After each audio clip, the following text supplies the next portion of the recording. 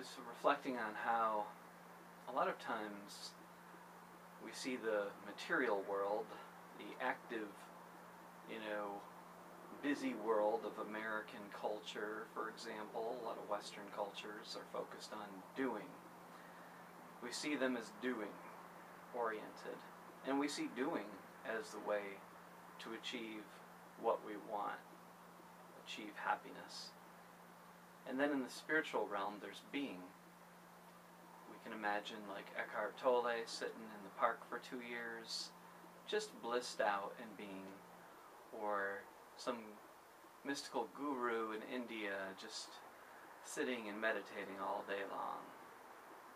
And those are the two extremes, and I believe that doing ultimately is something that, unless we're completely, paralyzed and unable to communicate in any way, or if we're in a coma, there's going to be some form of doing in our life. And obviously, there's a lot of emphasis on doing in our culture.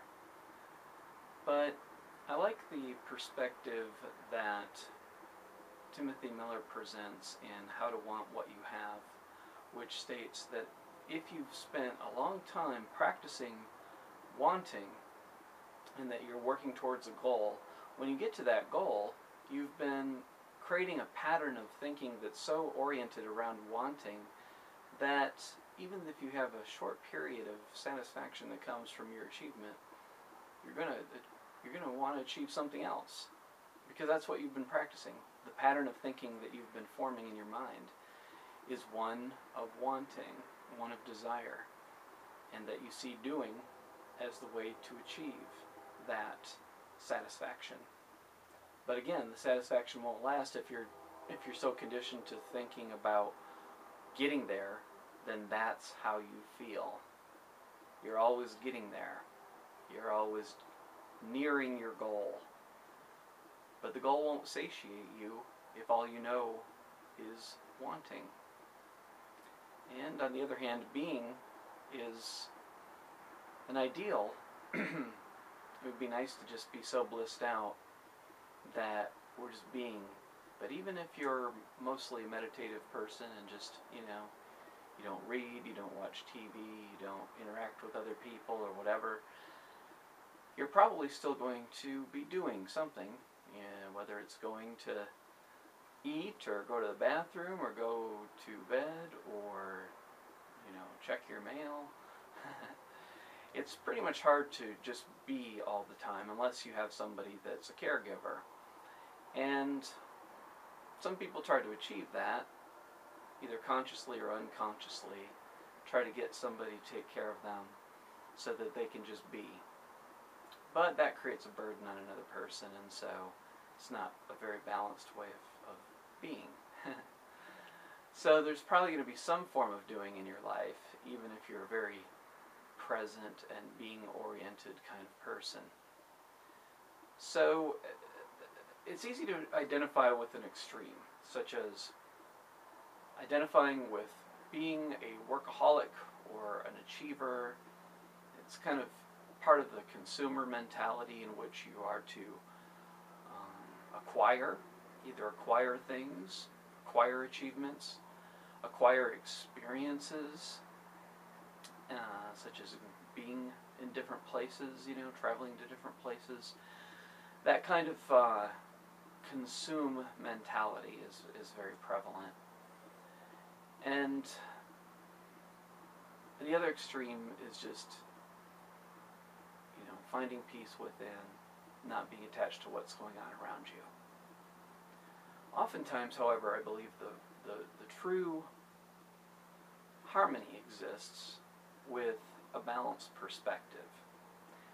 The perspective that yang is doing and yin is being receptive to what is occurring or unfolding. Balance occurs when you have both your yin and your yang adequately developed, so that you're capable of doing when doing is called for, and you're capable of being when being is called for. You're able to just be present with yourself. You're not using busyness or doing as a way to escape your feelings or how you experience being in yourself. So the ability to both do and be is what is necessary for achieving balance. And guidance is the principle that can lead you through your life. If you get in touch with your inner guidance, I believe that we have to get away from our socialization that we've acquired. We also have to be mindful of our biological tendencies and how we're programmed to always be motivated by acquisition, conquering, sexual experiences, eating, other kinds of biological drives, and replace our sociological, biological tendencies with guidance in which we become basically a receiver that can bring spirit into form. When you are in touch with your guidance, you've silenced the chatter around you and within your mind to the point where you can hear how you're being guided, then that allows you to let your doing come from a wise place.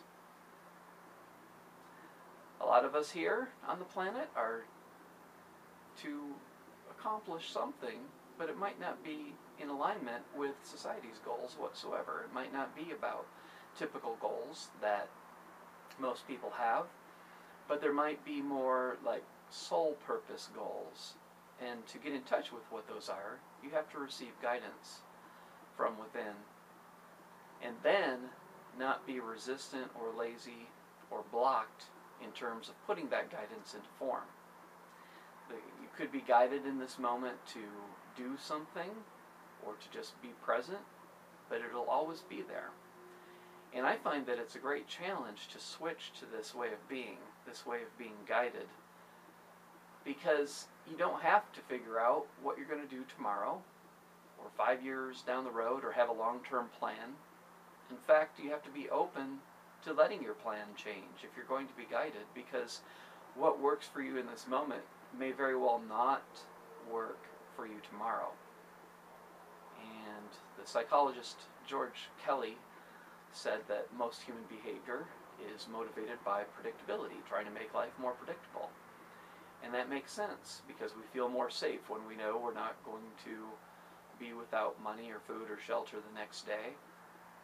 And at the same time, the spiritual path requires a certain form of letting go of predictability, and in that find certainty. Certainty in your connection with your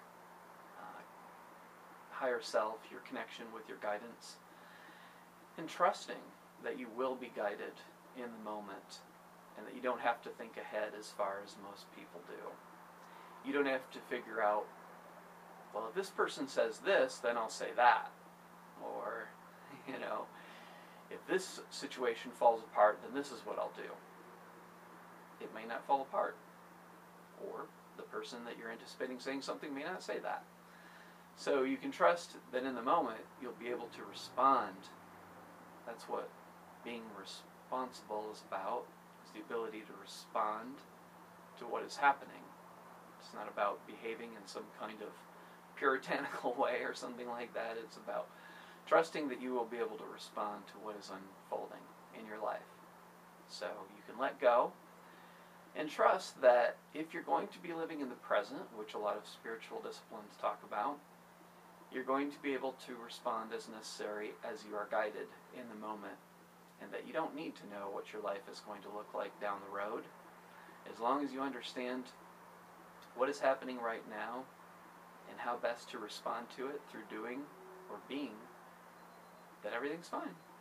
Thanks for listening.